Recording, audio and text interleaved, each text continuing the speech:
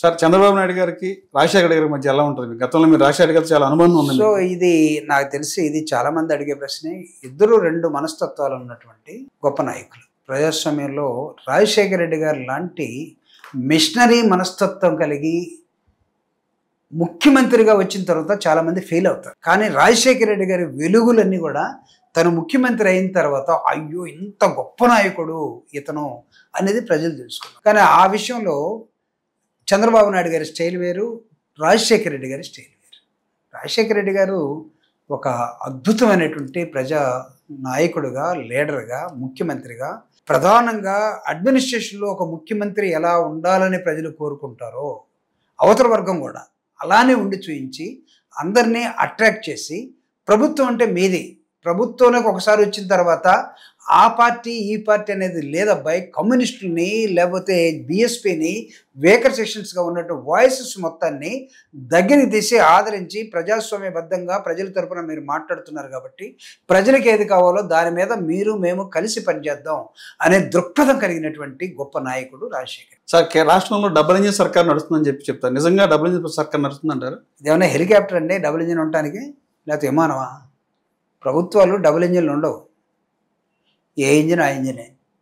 వాళ్ళు అనుకుంటే మనం ఏం చేయాలి. ఒక మాటలో చెప్పాలంటే రాజశేఖర రెడ్డి గారు అంటే ఏం చెప్తారు? రాజశేఖర రెడ్డి గారు ఒక పెద్ద మిషనరీ మనస్తత్వం ఉన్నటువంటి గొప్ప నాయకుడు అండి. మిషనరీ మనస్తత్వం అంటే మీకు తెలుసు, పేదల కోసం,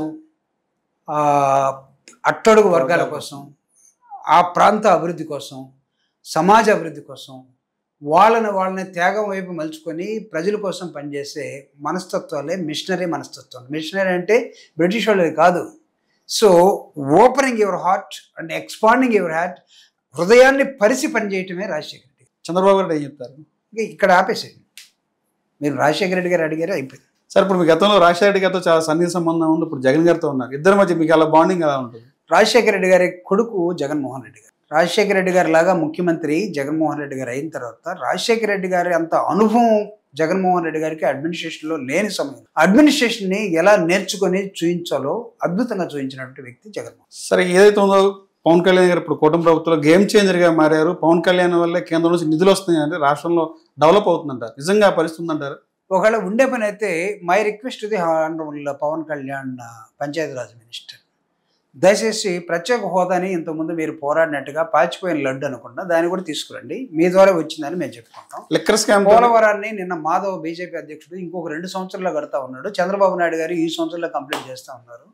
ఆ సంవత్సరం 2 సంవత్సరాలకు వదలకుండా పోలవరానికి కూడా డబ్బులు ఇచ్చేసి దాన్ని త్వరగా కంప్లీట్ చేయండి. సో కాబట్టి మీరు అనుసంధానకర్తగా కేంద్రంలో ఇక్కడ ఉండాలనుకుంటే ఆంధ్రప్రదేశ్కి రావాల్సినటువంటి ఈ రీఆర్గనైజేషన్ యాక్ట్ ప్రకారం ఏది ఇవ్వాలని రాజ్యాంగంలో రాసుకున్నారో, విడిపోయినప్పుడు రీఆర్గనైజేషన్ యాక్ట్ రాసుకున్నారో అవన్నీ రావడం కోసం మీరు త్వరగా పనిచేసి ఈ రాష్ట్ర అభివృద్ధి కోసం పనిచేయండి. సార్ రాష్ట్ర ప్రజలు 151 సీట్లు ఇచ్చారు మీకు. 151 సీట్ల నుంచి 11 సీట్లు పడిపోవడం కారణం ఏంటంటారు? అంత ఘోరమైన ఓటమి ప్రధాన కారణం ఏంటి? ఇప్పటికైనా పార్టీలో ఏమన్నా చర్చ జరిగింది దీని మీద? జగన్మోహన్ రెడ్డి గారు చెప్పాడు కదా, ఎక్కడ ఏం జరిగిందో సాక్ష్యాలు లేక మాట్లాడలేకపోతున్నాం అని అన్నాడు కదా. ఈ మధ్యకాలంలో రాహుల్ గాంధీ ఈ దేశంలో ఎలక్షన్ టైంలో ఏం జరిగిందో కొన్ని సాక్ష్యాధారాలతోటి ముందుకు వచ్చాడు కదా. వచ్చారు ఓటు చోరీ అని చెప్పి.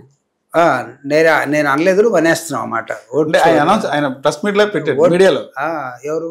రాహుల్ గాంధీ గారు పెట్టి రాహుల్ గాంధీ గణాంకాలు చూపించారు, ఏ స్టేట్ లో ఎక్కడ ఓట్లు ఏదైంది అనేది మీడియాలో లైవ్ లో చూపించారు. ఏమన్నాడు ఆయన?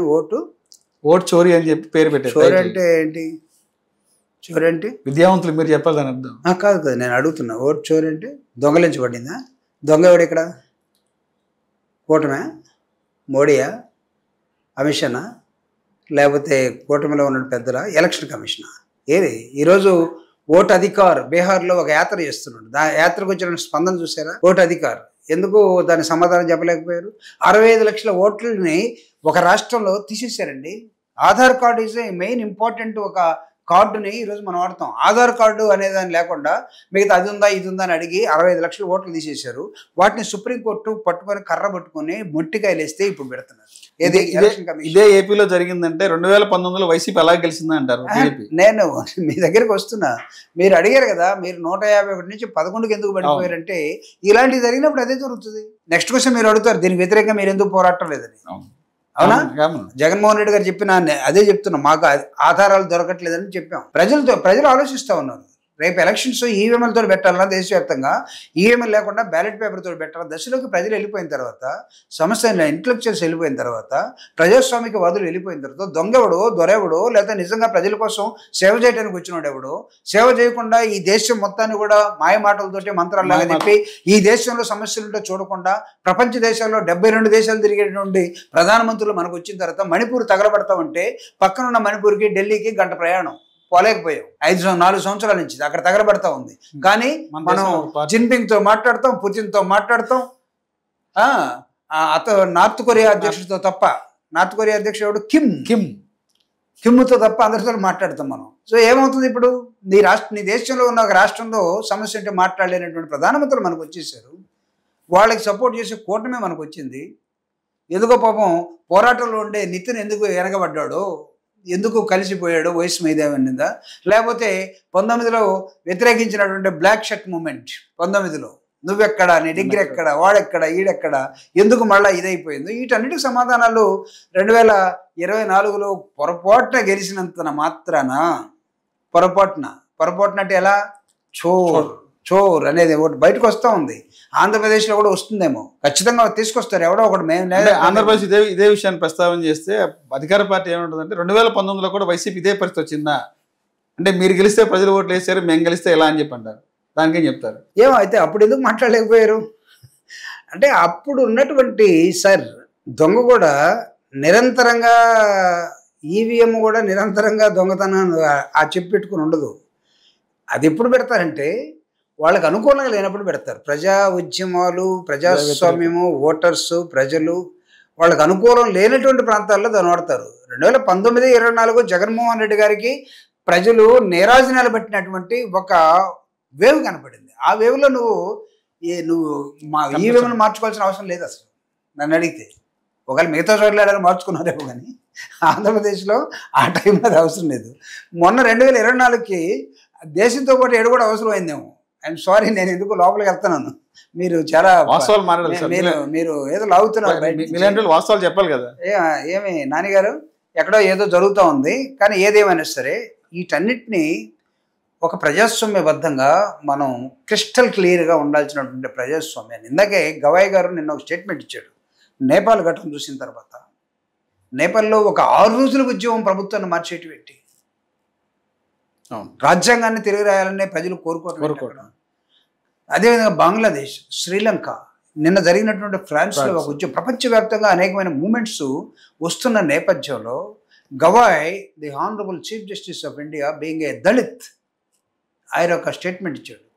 సెల్యూట్ టు ఇండియన్ కాన్స్టిట్యూషన్ అన్నాడు.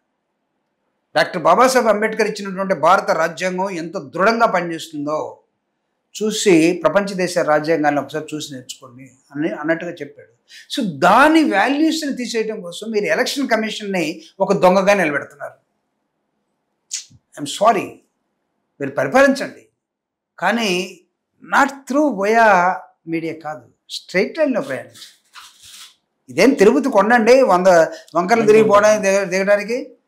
ఎలక్షన్ కమిషన్ ఇక్కడ, పార్లమెంట్ ఇక్కడ, సుప్రీంకోర్టు ఇక్కడ, మొత్తం ఒకే చోట హబ్బగా ఉన్నటువంటి ఢిల్లీలో ఎలక్షన్ కమిషన్ మీరు దొంగగా నిలబెట్టి మా ఓట్లన్నీ చోరీ చేయబడ్డాయి, మా ఓట్లు దొంగలించినటువంటి ఎలక్షన్ కమిషన్ ఈరోజు బీహార్లో 65 లక్షల ఓట్లు తీసేసి ఎన్నికలకు పోబోతా ఉంది బీజేపీని, దాని ఎన్డీఏ కూటమిని గెలిపించడం కోసం అని రాహుల్ గాంధీ మిగతా వాళ్ళు బయటకు వచ్చిన తర్వాత సుప్రీంకోర్టు ఇచ్చిన జడ్జిమెంట్ తోటి ఎలక్షన్ కమిషను చేతులు ముడుచుకొని కూర్చొని ఈరోజు సమాధానం చెప్పాలని దశలో.